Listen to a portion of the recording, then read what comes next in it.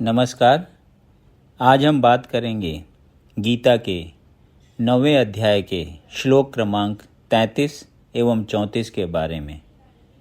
किम पुनर्ब्राह्मणाः पुण्या भक्ता राजर्षयस्तथा अनित्यं सुखम लोकमिमं प्राप्य भजस्व माम।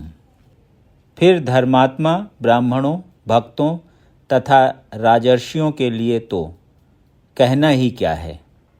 अतः इस क्षणिक दुखमय संसार में आ जाने पर मेरी प्रेमा भक्ति में अपने आप को लगाओ। तात्पर्य, इस संसार में कई श्रेणियों के लोग हैं, किंतु तो भी यह संसार किसी के लिए सुखमय स्थान नहीं है। यहाँ स्पष्ट कहा गया है, अनित्यम असुखम लोकम।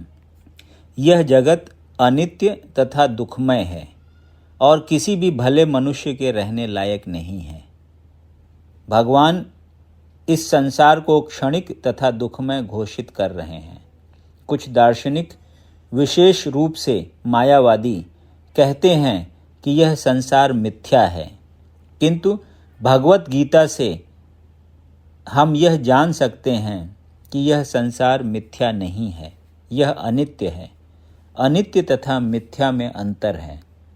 यह संसार अनित्य है, किंतु एक दूसरा भी संसार है जो नित्य है। यह संसार दुखमय है, किंतु दूसरा संसार नित्य तथा आनंदमय है। अर्जुन का जन्म ऋषि तुल्य राजकुल में हुआ था, अतः भगवान उससे भी कहते हैं, मेरी सेवा करो और शीघ्र ही मेरे धाम को प्राप्त करो। किसी को भी इस अनित्य संसार में नहीं रहना चाहिए, क्योंकि यह दुखमय है। प्रत्येक व्यक्ति को भगवान के हृदय से लगना चाहिए, जिससे वह सदैव सुखी रह सके।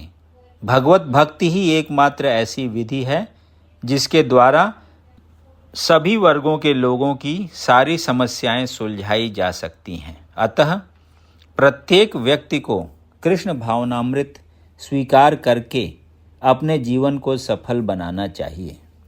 मन मना भव मद भक्तो मद्याजी माम नमस्कुरु मामे वैश्यसि युक्त्वैव मात्मानं मत परायणः। अपने मन को मेरे नित्य चिंतन में लगाओ, मेरे भक्त बनो, मुझे नमस्कार करो और मेरी ही पूजा करो। इस प्रकार मुझ में पूर्णतया तल्लीन होने पर तुम निश्चित रूप से मुझको प्राप्त होगे।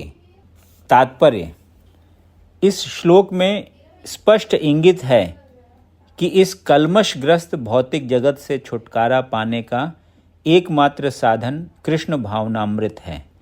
कभी कभी कपटी भाष्यकार इस स्पष्ट कथन का तोड़ मरोड़ कर अर्थ करते हैं कि सारी भक्ति भगवान कृष्ण को समर्पित की जानी चाहिए।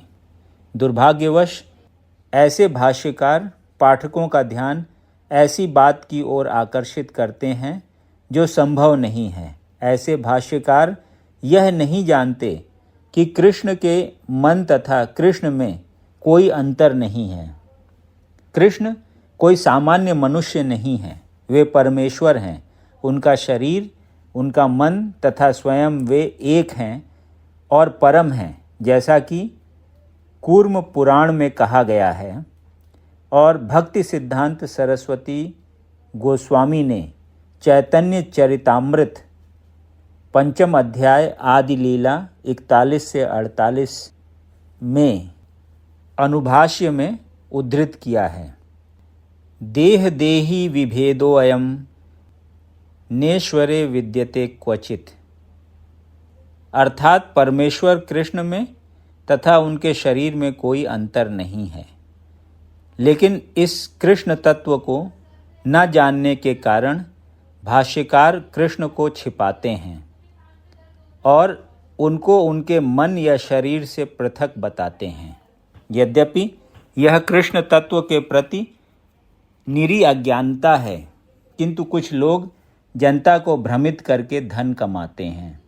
कुछ लोग आसुरी होते हैं, वे भी कृष्ण का चिंतन करते हैं, किंतु ईर्ष्यावश जिस तरह की कृष्ण का मामा राजा कंस करता था, वह भी कृष्ण का निरंतर चिंतन करता रहता था, किंतु वह उन्हें अपने शत्रु के रूप में सोचता था।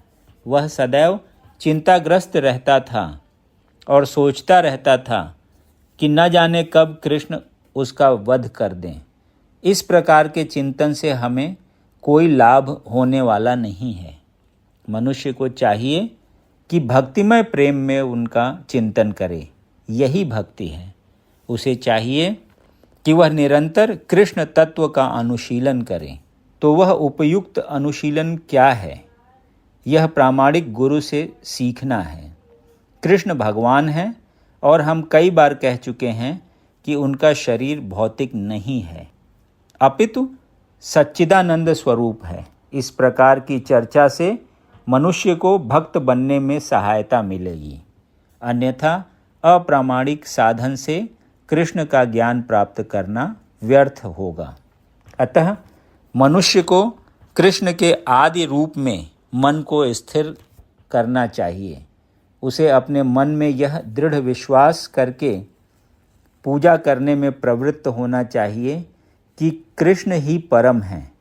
कृष्ण की पूजा के लिए भारत में हजारों मंदिर हैं जहाँ पर भक्ति का अभ्यास किया जाता है। जब ऐसा अभ्यास हो रहा हो तो मनुष्य को चाहिए कि कृष्ण को नमस्कार करें। उसे अर्चा विग्रह के समक्ष नतमस्तक होकर मनसा वाचा कर्मणा हर प्रकार से प्रवृत्त होना चाहिए। इससे वह कृष्ण भाव में पूर्णतया तल्लीन हो सकेगा। इससे वह कृष्ण लोक को जा सकेगा। उसे चाहिए कि कपटी भाष्यकारों के बहकावे में न आए। उसे श्रवण, कीर्तन आदि नवधा भक्ति में प्रवृत्त होना चाहिए। शुद्ध भक्ति मानव समाज की चरम उपलब्धि है। भगवत गीता के 7वें तथा 8वें अध्यायों में भगवान की ऐसी शुद्ध भक्ति की व्याख्या की गई है जो कल्पना, योग तथा सकाम कर्म से मुक्त है। जो पूर्णतया शुद्ध नहीं हो पाते, वे भगवान के विभिन्न स्वरूपों द्वारा यथा निर्विशेषवादी, ब्रह्मज्योति तथा अंतर्यामी परमात्मा द्वारा आकृष्ट होते हैं। किंतु शुद्ध भक्त तो परमेश्वर की साक्षात सेवा करता है। कृष्ण संबंधी एक उत्तम पद्य में कहा गया है कि जो व्यक्ति देवताओं की पूजा में रत हैं, वे सर्वाधिक अज्ञानी हैं। उन्हें कभी भी कृष्ण का चरम वरदान प्राप्त नहीं हो सकता। हो सकता है कि प्रारंभ में कोई भक्त अपने स्तर से नीचे गिर जाए, तो भी उसे अन्य सारे दार्शनिकों तथा योगियों से श्रेष्ठ मानना चाहिए। जो व्यक्ति निरंतर कृष्ण भक्ति में लगा रहता है, उसे पूर्ण साधु पुरुष समझना चाहिए।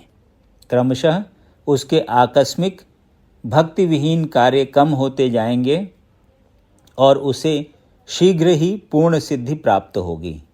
वास्तव में शुद्ध भक्त के पतन का कभी कोई अवसर नहीं आता, क्योंकि भगवान स्वयं ही अपने शुद्ध भक्तों की रक्षा करते हैं। अतः बुद्धिमान मनुष्य को चाहिए कि वह सीधे कृष्ण भावनामृत पथ को ग्रहण करे और संसार में सुखपूर्वक जीवन बिताए। अंततो गत्वा वह कृष्ण रूपी परम पुरस्कार प्राप्त करेगा। यदि आपको ये वीडियो पसंद आया तो इसे लाइक करें और ऐसे ही अन्य वीडियोज़ को सुनने के लिए इस चैनल को सब्सक्राइब करें। धन्यवाद।